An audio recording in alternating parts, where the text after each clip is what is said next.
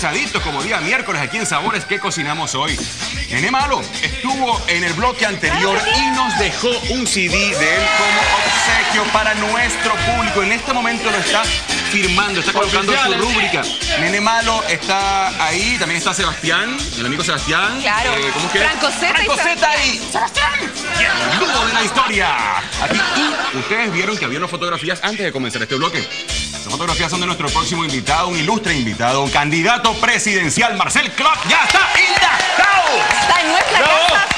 Vamos a conversar con él de su vida, de su trayectoria, de sus intereses en unos minutos más en Sabores que cocinamos Manda sus preguntas, la gente que mande sus preguntas, sugerencias, planes alternativos de gobierno, lo que usted tenga en manos, usted súbalo a nuestras redes sociales, que aquí usted sabe perfectamente que va a ser atendido como todo el pueblo mismo. No es muy buena compañía porque nuestro programa, además de brindarles ricas preparaciones, recetas, compañía y honor alternativos de vez en cuando, también lo logramos hacer. Nos vestimos también de gala y nos ponemos un poquito más a la altura de la situación, ya que ya comenzó la carrera presidencial. Hay varios candidatos y entre ellos uno que es muy popular entre los jóvenes, entre los estudiantes, entre el gremio artístico. Él es un gran economista, oriundo de Concepción. Con ustedes el gran Marcel Klopp. Bienvenido a nuestro programa. Bienvenido, Marcel, ¿cómo estás? El pelado. Bienvenido a nuestra cocina. ¿Cómo estás? Encantado. Mucho gusto. Por favor, Marcel, tome asiento. por favor, toma asiento. Siéntese ahí. Queremos conversar contigo Yo de sé tu que el vida. centro no es lo suyo, pero lo vamos a estar al centro. Puedes El responder, silencio otorga. es con derecho a réplica, no hay problema. Como decía el mismísimo Evangelio, a los tibios los vomitaré por mi boca. Me parece bien. Bueno, Marcel, en la presentación hablábamos que tú eras oriundo de Concepción. O sea, no, yo no, ¿eh? Mi padre. Lo buscamos en Wikipedia, hermano. Yo creo en internet. De todo caso, en Concepción nos ven mucho. Wikipedia. Sí, yo sé. O sea, mi padre nació en Concepción y vivió su infancia allá, digamos. Pero él se vino a Santiago, pero yo nací acá. En Independencia, en el hospital JJ Aguirre. Así que soy de Santiago. De Santiago. Hay una cosa que me llama mucho la atención de ti. Por ejemplo, tú eres uno de los pocos, digamos, candidatos que pocas veces ocupa corbata. ¿No te gusta la corbata? O digamos, porque muchos no quieren romper el protocolo y yo siempre veo, y me agrada también, yo tampoco tengo corbata, que tú no usas corbata. No, pero no tengo problema con usar, usé mucho tiempo corbata cuando fui funcionario público. Y después cuando empecé a hacer mis organizaciones no gubernamentales también usaba corbata. Pero progresivamente le fui perdiendo el interés. Marcel, y una porque consulta. creo que, Perdón. no sé si ustedes vieron el debate presidencial. Por supuesto. O sea, parece que se hubieran comprado el traje, la corbata y la camisa en el mismo lugar. Así no A lo mejor les dieron descuento por grupo. No sé. Seguramente le dieron descuento porque estaban el mismo Arregladito. traje, el mismo... Lo único que cambiaron el color de la corbata. Claro. ¿Se pusieron de acuerdo? Roja, ¿De que este eran ministros roja, una todos? corbata roja Sí. tenía... Así Gómez. que la verdad es que yo creo que en la forma de vestirse hay que también poner algún estilo personal. Por supuesto. Y hablando del debate, ¿qué te pareció? Me pareció que no era debate. Era como revisar las páginas web de los candidatos. Porque no se interpelaron, habían dos visiones súper radicalmente opuestas, la de Gómez con la de Velasco, una conservador neoliberal capitalista de derecha ultra proempresarial, digamos, Velasco, digamos, y la otra casi como resucitando el discurso de Salvador Allende. Y entre los dos como que ni se hablaron, digamos, y ahí había como para generar un debate sobre cómo se construye de verdad un proyecto político desde la perspectiva de las mayorías, desde la perspectiva del pueblo chileno, y ahí no hubo nada de eso, digamos, ¿no? Marcel, hay muchos jóvenes que no han visto debates. ¿Por qué? Porque estuvieron durante mucho tiempo ni ahí con la política y hoy día están como un poquito más reencantados. ¿Cómo crees tú que debería ser un verdadero debate? ¿Cuál debería tener las características de un debate así como para poder enfrentar cada uno sus posiciones políticas? Bueno, yo creo que uno debería cuestionar al otro, digamos, ¿no? Porque en realidad, por ejemplo, la señora Bachelet dice un montón de cosas y nadie le dijo, oiga, pero discúlpeme, ustedes durante 20 años gobernaron con esta Constitución y ahora quieren cambiarla. Pero además quieren cambiarla en el marco de la misma Constitución. O sea, daba para para hacer lo mismo que tú haces con el ajo y la... y la cebolla. Picarla, digamos, ¿no? Picarla, porque en realidad... Piquemos la cebolla, ¿no? Piquemos la cebolla. Imagínate, es como ella te plantea un escenario Ya. que no tiene espacio en la realidad. Es irreal. Porque la constitución política del Estado que hoy día tenemos no es democrática. Ah, no. Su génesis no es democrática. Bueno, sí. Fue hecha por 7 personas, hombres, Sí. Ninguna mujer ninguna mujer, todos conservadores de ultraderecha, en proceso de dictadura. en dictadura, y fue aprobado en un plebiscito que ya era... Mira, la farándula es más seria que lo que Caramba. el plebiscito fue. Pero es que era impresionante. Yo me acuerdo. Camiones de militares yendo a votar. Una y otra vez. Votaron 20 veces. No habían registros electorales. O sea, hoy día, por ejemplo, se hicieron medio escándalo que armaron en Venezuela por los resultados electorales. 0 error. Allí habrían encontrado, pero hasta sapo y culebra. Claro. Y esa es la constitución que gobierna a este país durante hace 30 años, 17 millones de chilenos, funcionando con una constitución completa y absolutamente antidemocrática. Y esta señora quiere cambiar la constitución sobre la misma institucionalidad que crea la constitución, que no es democrática y que no permite cambiar la constitución. Ahora, no tiene sentido. Así con la realidad, porque de repente también se genera todo esto de utopía. ¿Se irá a cambiar? Pero por supuesto que sí. Perfecto. Ya. O sea, le pregunto Esa es el la tema convicción de... que usted tiene. Lo que pasa es que si no se puede cambiar... Es que yo siento que está arreglada la cuestión. Practiquemos ¿O no? la eutanasia, digamos, porque la verdad no tiene mucho sentido pensar que es imposible cambiar esto. No hay ninguna democracia. Mira, aquí hay una cuestión que hay que tener claro. Cualquier democracia de la que tú me hables, cualquiera, muchas gracias, cualquier democracia de la que tú me hables, se ha fundado sobre la voluntad popular, sobre la voluntad general, sobre lo que piensan las grandes mayorías. Ese es el fundamento antes de cualquier ley. Y además esto no te lo dice ni Marx, ni Engels, ni Lenin, te lo dicen los pensadores liberales que sustentaron la Revolución Francesa, que dio curso y que abrió la política en el mundo hacia los estados modernos. ¿Ya? Ya, pero entonces una nueva pero constitución... para terminar. Termina que bueno. ¿Qué es lo que te dicen ellos? Ninguna ley, ninguna constitución, ningún orden puede ser fundado sino en la voluntad soberana del pueblo, organizado del pueblo propiamente tal. Y nosotros en Chile, en los últimos 30 años, hemos tenido una constitución que no está fundada en la voluntad general, en el principio que le da cuerpo, que funda, que crea, que constituye toda democracia, que es la voluntad soberana del pueblo. 7 personas no le pueden imponer ¿Cuántas personas pueden? a 17 millones de personas Obvio.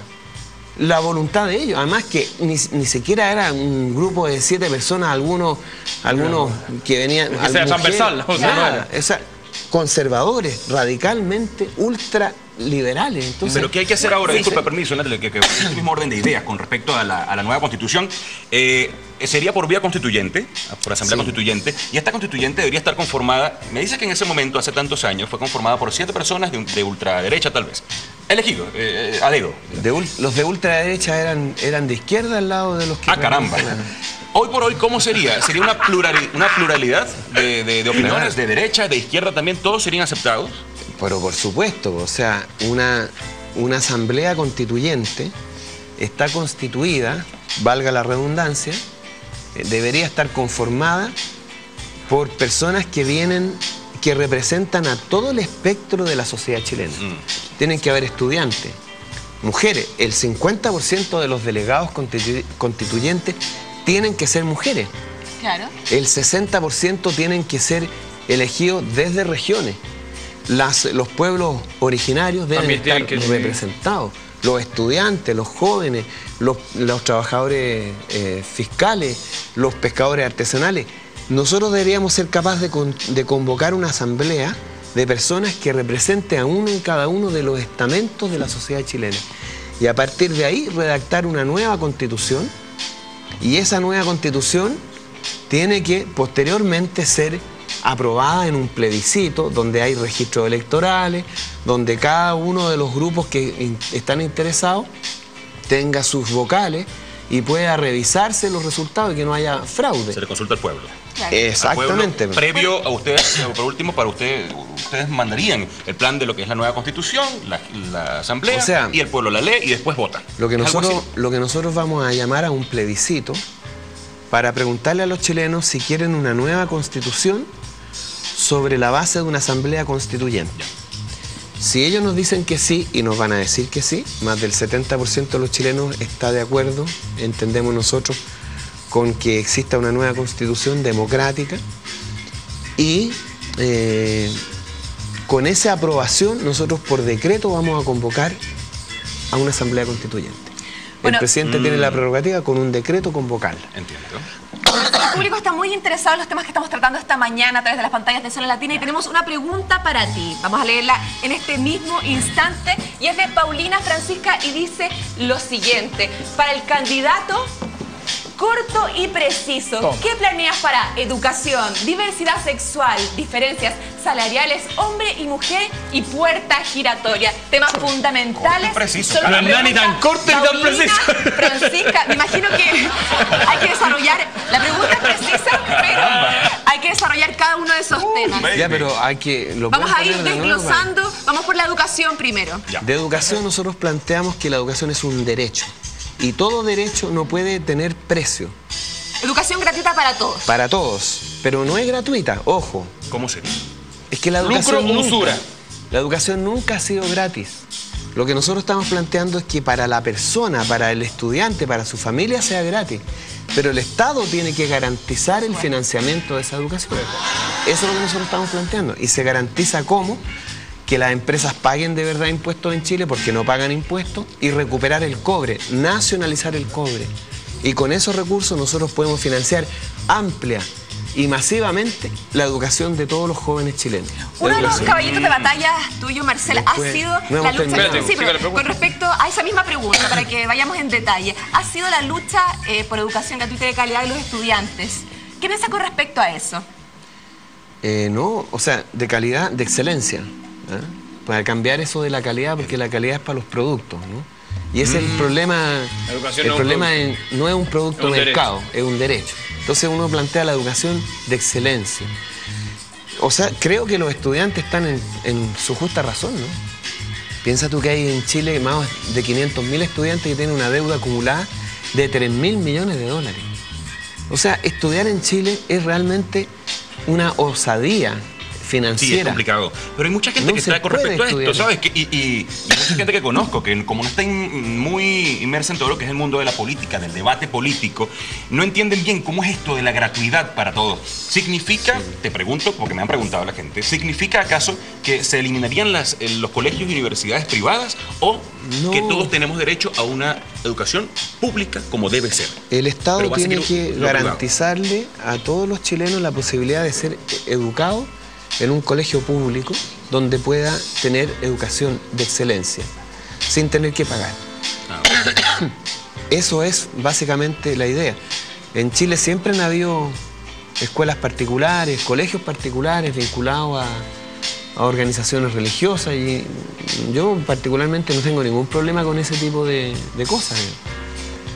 Pero sí el Estado, a cualquiera que le interese estudiar, le tiene que garantizar la posibilidad de hacerlo en un buen colegio, en un buen liceo, con buenos profesores, con buena tecnología y sin que los padres, la familia tengan que pagar esto. Eso es lo que nosotros hemos dicho. Y lo mismo a nivel universitario. Porque la educación no solo es un derecho, mira, aquí yo invito a la gente a pensar en esto. Hoy día nosotros decimos, mira que la violencia, la gente se queja de la violencia, con justa razón, ¿no? ¿Con qué tiene que ver la violencia? La violencia tiene que ver con prácticas poco civilizadas de las personas, con enojos, con rabias, con frustraciones, con desigualdad, en una parte importante. Hay otra que es patológica, que es enferma. Pero mayoritariamente hoy día la delincuencia, la violencia, la brutalidad, tienen que ver con una sociedad sin derechos. Y cuando tú tienes un país que educa a su gente, tienes garantizado que los médicos en los hospitales sean buenos, que las enfermeras sean buenos, que los profesores sean buenos, que además la gente aprenda conductas civilizadas de relacionarse. De la educación surge la valoración del otro. El que yo te respete a ti, pasa porque yo tenga la educación, me hayan educado en la necesidad del respeto del otro. Por lo tanto, no solo es un derecho de las personas, sino que también es un derecho de los pueblos a ser educados. Eso te garantiza que tengas una convivencia mucho más sana que cuando no tienes educación garantizada.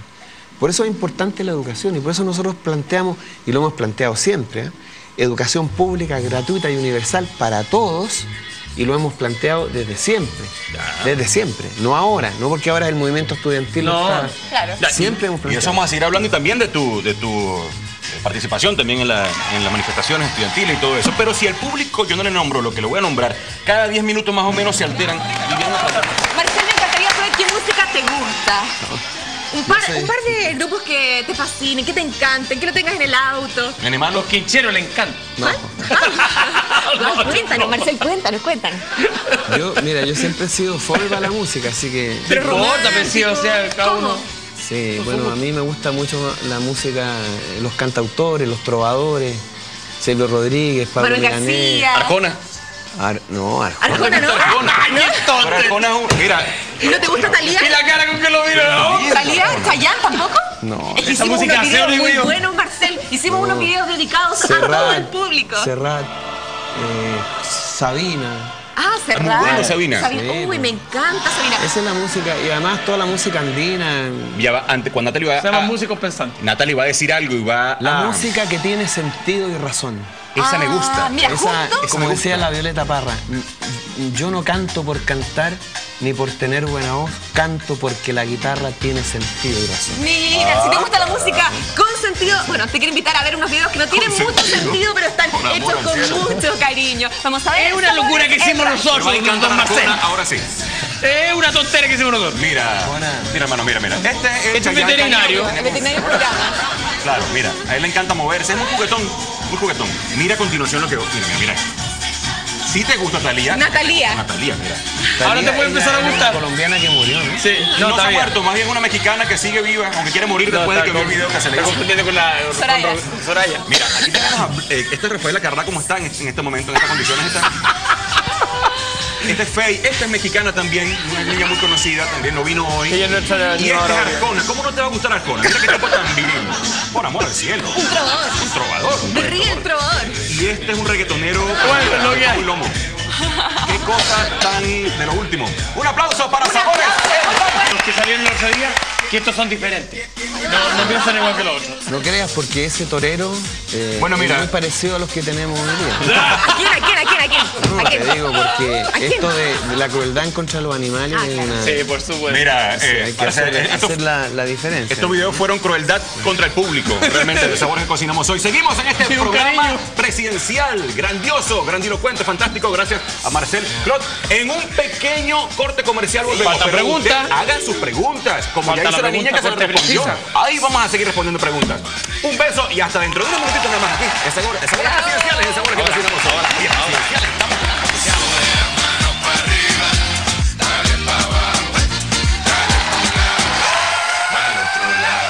A mí que me importa el dinero, a mí que me importa la fama. Aquí lo que importa es salud, familia, el futuro de los niños y las amas.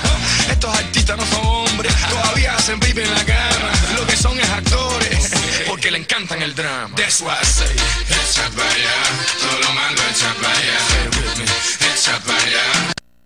Chile es uno de los pocos países que no está acostumbrado a tener en su dieta los porotos tan negros. ricos Sí, que son. tenemos los otros tipos de porotos, los porotos blancos, los burros.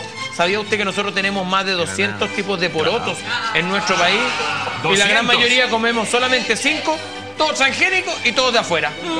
También puedo tema político, por eso la tiré. Cosa para que el señor Claude quizás debe tener algún pensamiento sobre la privatización de las de semillas. las semillas, ¿no? ¿Qué opinas al respecto, Marcel? Bueno, mira, ese es un grave problema de nuestro tiempo, ¿no? No solamente en Chile, sino que también a nivel internacional. El control de la producción alimentaria es muy grave, sobre todo cuando este está sujeto al tema del lucro, ¿no? O sea, y es importante decir eso, ¿no? Porque toda toda la historia de los transgénicos, se dicen muchas cosas en favor o en contra, pero aquí lo que no se dice claramente es que los transgénicos se hicieron para asegurar la rentabilidad del negocio en la producción de alimentos. Nada más. No tiene ningún otro sentido. Entonces algunos dicen, no, que también la insulina es un transgénico, pero ese no es el tema. La cuestión es que para que los productos duren más, no se echen a perder y en consecuencia genere más ganancias, que se inventaron los transgénicos. Pero además, como esta investigación está controlada por grandes multinacionales, como Monsanto, ellos con la lógica del lucro, están controlando la producción de alimentos. Hay un tema que es importante decir. Muchas veces nosotros vemos noticias de cómo hay hambre en África. Tú sabes que hay más de 1.000 millones de personas que sufren el flagelo del hambre en el mundo. Claro. Hoy día. Hay que hablar de eso, cocina y política. 1.000 millones de personas que no comen suficientemente. En África tiene que ver con la insuficiencia alimentaria, o sea, con la insuficiencia, con la incapacidad que tienen esos propios países de producir su alimento por sí mismos. Entonces tienen que comprar los mercados internacionales. Y precisamente cuando a ellos les falta la comida y tienen que comprarla en los mercados internacionales, las bolsas que se dedican a la producción alimentaria empiezan a subir el precio. Entonces, mucha del hambre que hay en el mundo dice relación con la especulación financiera que hay detrás de los alimentos. Es muy grave, es muy grave. Hay otros temas, por ejemplo, la producción de salmones. La gente no sabe que para producir 1 kilo de salmón, tú tienes que destruir 10 kilos de pescado natural para alimentar al salmón.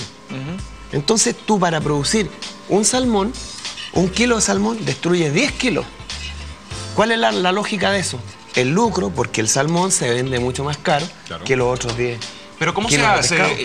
Es difícil, ¿no? Por ejemplo, en un gobierno presidido por ti, ¿cómo se podría hacer para todo este lucro en cuanto a la comida, en cuanto a las semillas transgénicas estas, que además creo que no se pueden reutilizar?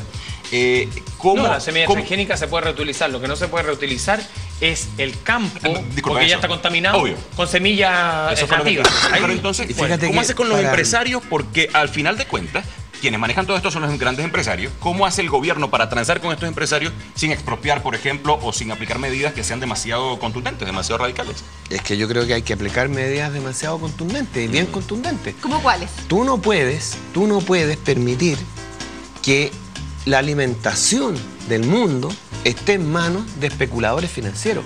Eso hay que terminarlo. La especulación con la producción alimentaria hay que terminarla y tener un control político de eso.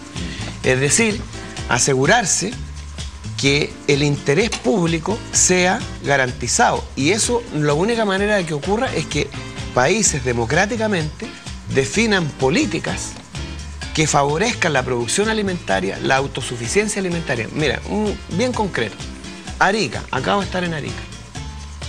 Valle de Azapa, ustedes oigan Azapa, las aceitunas maravillosas. Vayan olvidándose de las aceitunas de Azapa. ¿Y eso? Porque las están echando abajo todos los olivares. Sí. ¿Para qué? Para instalar transgénicos. ¿No? Para producir soya y producir cualquier otro alimento que no sea las aceitunas del Valle de Azapa. Esas son políticas estatales que permiten a las multinacionales adquirir tierra para sustituir cultivos que son históricos, tradicionales, que dicen relación con una cultura y una forma de vida, los destruyen, producen otras cosas, generan disminución de la producción alimentaria que antes se producía de manera natural, y van generando un producto universal, estándar, que además tiene graves problemas desde el punto de vista de la salud. ¿Por qué ocurre eso? Por la necesidad del lucro. Porque aquí, antes de generar alimentos, lo que le interesa a las corporaciones como Monsanto es generar ganancias capitalistas y no producir alimento para el mundo. Y eso es muy grave. En todos los países. Entonces la pregunta, yo no soy periodista, yo voy a hablar solamente como la que está en la casa, como la persona que de repente dice, siento yo personalmente que si voto por alguien de izquierda o de derecha, de los que hay, porque tú eres un candidato alternativo independiente, siento que la cuestión está armada, siento que está arreglado. al entrar tú al gobierno en los 4 años, ¿cómo se puede generar este cambio? Cosa que quiero ser súper realista, porque de repente a veces la gente en la casa, si al final no va a pasar nada, po. No me quiero poner en consuelo de mucho, mal de tonto, o sea, en ningún sentido. Pero siento que está todo arreglado. Es que yo creo que eso no es así, po. Ya. Explícanos, porque muchos piensan así. Ahora está todo, o sea, la concertación y la alianza tienen todo arreglado. Ya. Eso sí. Pero Ahí otras candidaturas, como las nuestras, no tenemos nada arreglado. Lo que nosotros queremos, de verdad, es hacer estos cambios. Terminar con las políticas que favorecen la producción de transgénicos. Favorecer las políticas que generan beneficios para la producción de la agricultura orgánica. Reducir el uso de pesticidas en la producción alimentaria. Es una cuestión central. Y eso tú lo puedes hacer desde el Estado, desde el poder político, porque ese poder político no es una persona que hace lo que quiere, sino que está mandatada. A veces se confunde esto porque muchos sectores de derecha dicen, no, el Estado es una especie de leviatán, un señor todopoderoso que hace lo que quiere. No es eso. El presidente de la República es un mandatario, o sea, está al servicio de la voluntad general, de lo que la mayoría de las personas quieren. Y en esta materia lo que tiene que hacer el Estado es generar políticas que favorezcan la producción alimentaria en el país, la autosuficiencia alimentaria, y que haya un control democrático. Por ejemplo, en Arica hay que terminar con todas esas medidas que permiten que entren los transgénicos. Simplemente no entran los transgénicos. Y favorecer la producción nativa, por decirlo así, o la producción local, ¿no? Claro. Y eso simplemente son normas, son reglas, son políticas de financiamiento, crediticias, que tú vas apoyando ese tipo de producción. Esas políticas son todas aprobadas con Congreso. Obviamente. ¿Qué pasa cuando no hay mayoría? ¿No hay mayoría dónde? En el Congreso. ¿Tú te refieres por lo que ocurre hoy día en Chile? Sí. Bueno, ahí lo que nosotros... Ojo, no estoy aportillando para abajo, lo que me estoy poniendo en la posición de una realidad. Porque a veces podemos tener muy buenas intenciones y tratar de hacerla y saber cómo hacerla. Sí. Pero ¿cómo tengo los medios para hacerla? Bueno, lo que pasa es que si nosotros logramos instalar una asamblea constituyente, una nueva constitución... Va a ser la gente la que va, en el fondo... No solo eso, sino que esta nueva constitución te va a decir cómo se elige al presidente de la República. Cómo se elige a los parlamentarios. Entonces, una vez aprobada la nueva constitución, todas las autoridades políticas, judiciales y administrativas tienen que poner sus cargos a disposición y ser reelegidas en un sistema mucho más representativo, ¿no? Eso es lo que nosotros estamos planteando. Y en ese sentido, nosotros sí vamos a tener un parlamento favorable a aquellas leyes que permitan ir generando producción propia, producción de los chilenos, para los chilenos, y no depender de las importaciones de alimentos, menos aún de las importaciones de transgénicos. Marcel, hay muchísimas preguntas para ti en las redes sociales. De hecho, hay una pregunta que estaba pendiente que era de Paulina. Hablaba de la diversidad sexual. ¿Qué opinas con respecto al matrimonio igualitario? Bueno, nuestra propuesta política es construir una sociedad de derechos. Transitar desde el nicho de negocios que hoy día somos, porque todo en Chile es un negocio. La salud, la educación, la vivienda, incluso las cárceles son, ¿no? El encarcelamiento de gente está sujeto a negocios. Pasar de esa idea, de esa sociedad del lucro, del negocio, de la acumulación capitalista, a una sociedad de derechos. Derechos a la educación, a la salud, a la vivienda, a las pensiones dignas, porque hoy día en Chile no tenemos ni siquiera eso, pensiones dignas. Y en ese contexto de una sociedad de derechos, ¿cómo tú le puedes negar a quienes pertenecen a la diversidad sexual el derecho a casarse? ¿Adoptar también? Adoptar también. Sí. Mira, es que ¿sabes lo que pasa? Que aquí a la gente se le olvida cuál es la centralidad de las cosas, ¿no? La centralidad de la comida, por ejemplo, es producir un alimento que genere satisfacción, nutra, te alimente, bienestar, que sea feliz la persona, que se sienta bien. ¿Cuándo se siente bien una persona? Cuando es querida, ¿no? Entonces, porque tú no eres heterosexual, no tienes derecho a adquirir o a crear un vínculo en donde te puedas sentir querido, reconocido, apoyado. Obviamente que sí, pues. Y el Estado no puede negarse a eso. Un niño, por ejemplo, ¿tú crees que los niños, por el hecho de que sean hijos de matrimonios heterosexuales, está garantizado que los quieran, que los cuiden, que los protejan? No está garantizado. Y además, en cuanto a eso, mucha gente, los detractores de la idea del matrimonio igualitario, dicen que no, pero por Dios, si hay un matrimonio entre dos hombres, el hijo que tengan, que adopten, también va a ser homosexual. Yo pregunto, los homosexuales vienen de matrimonios que son heterosexuales, entonces no tiene nada que ver una cosa con la otra, ¿no? Entonces tú te das cuenta que vivimos en un mundo donde hay abandono de la infancia, maltrato de la infancia. El Sename hoy día en Chile no es precisamente un espacio propicio para el desarrollo de la infancia feliz.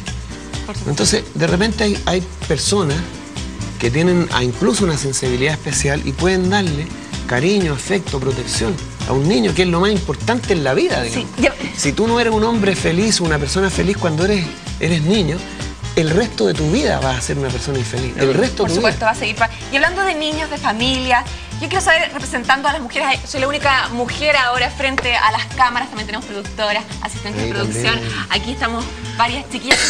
Todas las mujeres, me encantaría de la cámara saber son niñitas. Si somos las mujeres las que tenemos la posibilidad de decidir con respecto al aborto. ¿Estás a favor de la ley de aborto? Nosotros hemos planteado al respecto que hay que despenalizar el aborto y legalizar el aborto terapéutico. Solo el terapéutico. Pero despenalizar el otro. Despenalizar el otro. O sea, que no sea constitutivo de delito, ¿no? ¿Qué es lo que pasa? Que mira, la vida, porque este otro hipocresía, otro cinismo de nuestra civilización, ¿no? Hacen tremendo escándalo por el aborto, pero no hacen escándalo por los niños abandonados. O por la pedofilia. O la pedofilia, o los 1000 millones, cada 7 segundos creo que muere un niño de hambre, no sé, o 7 cada segundo, ya no me acuerdo ya de esa cifra, pero el abandono de la vida, la despreocupación por la vida, lo único que les preocupa es que el aborto no ocurra, ¿no? Pero ¿qué pasa con la vida después de nacer? El niño que no es alimentado, que no es querido, que es vagabundo, que tiene que dedicarse a la pasta base, esa vida también es importante, ¿o no? Entonces, ¿por qué no nos centramos también en toda la vida? Y nosotros decimos lo siguiente: si el Estado, si la comunidad no se preocupa por la vida, no se hace cargo de la vida, porque cada niño, como decía Serrat, cada niño es el tuyo, ¿no? Si no nos preocupamos por la vida que nace y no nos hacemos cargo como comunidad, como sociedad, entonces le dejamos la responsabilidad a la madre o al padre, a la familia, digamos, ¿no? Y ellos tienen que hacerse cargo de la educación, de la salud, de la protección, de la vivienda, de todo. Pero la comunidad no garantiza nada, ningún derecho. Entonces, si tú le impones la obligación a la mujer de hacerse cargo de la vida, entonces le das el derecho a elegir. Le tienes que dar el derecho a elegir. Si yo te garantizara el derecho, entonces te podría decir, ya mira, discutamos si corresponde o no, si filosóficamente vale o no vale, si existe o no el derecho, si la vida es a las 3 semanas o después. Pero toda esa discusión es una discusión pelotuda, ¿no? A partir del momento en que el Estado no se hace responsable, la colectividad, la comunidad, no se hace responsable por la vida y le deja la responsabilidad exclusivamente a la mujer. Entonces, si tú le das la responsabilidad a ella, le das también el derecho a elegir. Sí, pero esto es parte de lo del aborto. Dices que hay que despenalizar el aborto. ¿Hasta qué punto? ¿Habrá algunos parámetros? Pregunto, porque pongo ejemplos, por ejemplo, valga la redundancia. Por ejemplo. Sí, claro, yo soy un tipo sumamente redundante. Yo tenía una amiga que tenía por deporte, ya a los 16 años había abortado unas 4 veces. Sencillamente, no por violación, no por nada, sencillamente porque no se cuidaba, no tenía esa cultura de cuidarse, siendo una chica clase media, no era que con educación no tenía ningún tipo de carencia, sencillamente no le daba la gana de cuidarse. Hacía un daño profundo a su cuerpo, evidentemente, por los abortos que se había practicado ya a esa edad. ¿Quién sabe en este tiempo si seguirá viva o si estará en buenas condiciones? ¿No debería haber también una limitante con respecto a esto o algunos parámetros a respetar? Mira, yo creo que todo eso depende de la educación, ¿no?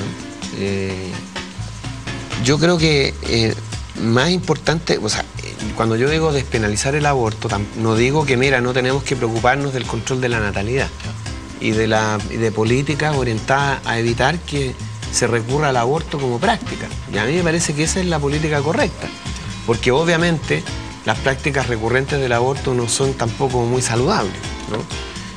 Cuando nosotros, en general, el aborto es una práctica en situaciones bastante límites, ¿no? En el caso de tu amiga, yo creo que ella no estaba muy centrada, digamos, ¿no? Porque hacerse 4 abortos, digamos, es como un poco... Pero pasa, a veces la gente no está muy centrada. No está muy centrada. Hay casos extremos. Por la misma razón, tú tienes que tener políticas orientadas al control de la natalidad, la píldora el día después, los anticonceptivos, hacer campañas de difusión, ¿no? Menos farándula y más información a la ciudadanía, más contenido, más responsabilidad social. Yo creo que en ese sentido no se trata de decir, mira, ahora aborto, háganse todos los que quieran. Cuando uno dice el aborto como una práctica, no habla de una cosa normal, digamos, sino que lo instala como una situación límite en condiciones muy exigentes, ¿no? Niñas de 14 años, por ejemplo, que eso les puede truncar la vida. La vida completamente, ¿no? Claro. O mujeres que han sido violadas, que le puede decir, o cuando tienes muchos hijos, ¿no? Tienes cuando tiene una hijos, malformación muy fuerte. O malformación. O cuando tienes muchos hijos, ¿qué puedes hacer tú, 6 hijos, pobres, y quedas embarazada? Yo creo que en esas situaciones tú no puedes penalizar el aborto, principalmente porque aquí la responsabilidad es sobre la vida. Y la vida implica cuidado. Tú tienes que ser responsable con la nueva vida. Y no puedes permitir que salga cualquier vida porque te genera costos muy altos, sociales y mucha infelicidad. Muchos niños no queridos son personas infelices que después son violentos, agresivos, maltratadores. Eso es. Entonces, yo sé que no es un tema fácil, es que en realidad nada en política es fácil. Nada es fácil.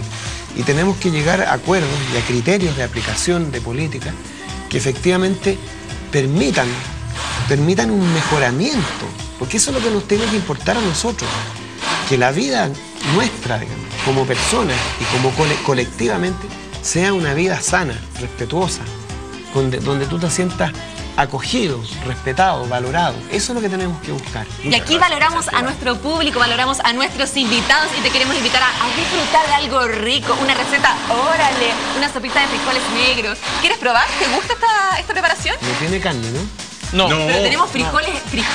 Aquí ¿No comes carne? Muy poco. Ah, perfecto. Justo es... Tampoco nosotros. La base no tiene absolutamente nada de carne. Ya tenemos todo cocido, lo que son el pimentón, el sofrito, la cebolla, también el ají y los porotos. Entonces vamos a mezclar. Metemos un poquito el mixer para poder molerla. También perfectamente puede ir a la licuadora. Y una vez que tenemos eso, ya tenemos la base lista. Aquí vamos a esperar que retome el calorcito. Entonces, una vez que tenemos eso, yo por acá tengo palta que está picada en cubitos. Entonces, lo que vamos a hacer, vamos a agregar un poquito de sal acá para poder condimentarla. Después le vamos a mezclar bien aquí y ahora esta la vamos a servir de esta forma, que es la forma como tradicional se sirven todas las sopas. Que primero va la sopa y después va la garnitura o esto que le da el nombre a la preparación. Ahí se me manchó un poquito la orilla. Sopa y crema. La sopa y la crema. La sopa es líquida y la crema tiene un espesante. Ese espesante es a base de verduras o a veces puede ser de un almidón como harina con mantequilla, que en francés se llama un roux, ya se quede espesor, pero casi siempre las mejores cremitas son las que a base de verduras. Esta sería una crema ya que no tiene ningún espesante. O sea, una sopa. Esta sería una sopa pero con características de crema porque es espesada, que le llaman tradicionalmente sopa. ¿Ya? Entonces vamos a poner acá, fíjese bien, palta, que no es habitual que nosotros comamos palta en caliente, pero claro, los mexicanos sí lo usan. Bueno, en Brasil la comen dulce, ahora justamente vemos palta caliente. Sí, entonces vamos a montar aquí, a esta también le vamos a poner unas por aquí, se van a hundir, pero no importa, si al final es para que usted vaya viendo, usted que va siguiendo la receta, vamos a poner por ahí. Entonces ahora voy a limpiarme bien las manitos. Para limpiarte las manitos. Y vamos a poner sopita por acá. Excelente. ¿Cuál es tu plato favorito, Marcel? ¿A mí? ¿Sí?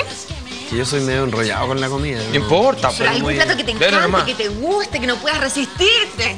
Ninguno. ¿Ninguno? Este va a ser, ya tú vas a, cuando lo pruebe, vas a repetir. Él come para vivir, no vive para comer. Ay, verano. sea, como porque hay que comer. Ahí está. Y mira, vamos a poner pero, acá ¿sabes? Las cremas sí me gustan. ¿Sí? Pero un no. poquito de crema ácida aquí. Ahí. Después vamos a poner a otra ver, por acá. cosas que me gustan. Las humitas. Ay, qué rico con ah, pebre, con tomatito, con ensalada chilena. Eso es rico. Y Con después. ensalada, pero sin cebolla. Sin cebolla. Sin cebolla. Sí, Y pero fíjese. el aliento es feo para los discursos. Esto sí que es como ¿no? extraño.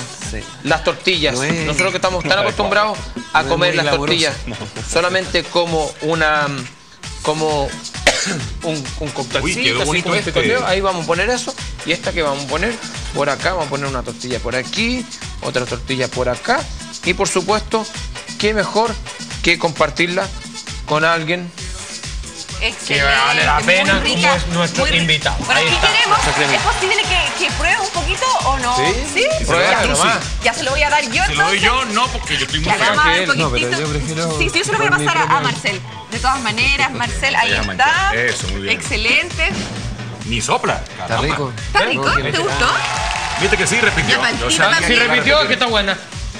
Vamos a ver si le da la aprobación. Sí. Aprobado. Le damos Un un aplauso. aplauso a nuestro chef Alvarito Luis. Queremos saber cómo te sentiste. ¿Acá? ¿Sí? Me va muy bien. Qué bueno. ¿Se acabó? ¿Se acabó? Ya, Terminamos. pero ¿puedo decir algo antes? ¿No? Para allá. A ver, tu cámara. Allá, perdón. Tu cámara. A propósito de la comida, yo quiero decir que la política es tan importante como la comida. Y yo se lo digo a las mamás, porque tienen que pensar lo siguiente. Usted le hace comida a sus hijos para que estén bien, para que sean sanos. Pero también hay que preocuparse de la política, porque la política dice relación con la sociedad en la que su hijo va a ir a vivir. Y esa sociedad tiene que ser justa, tiene que saber reconocer a su hijo, tiene que respetarlo.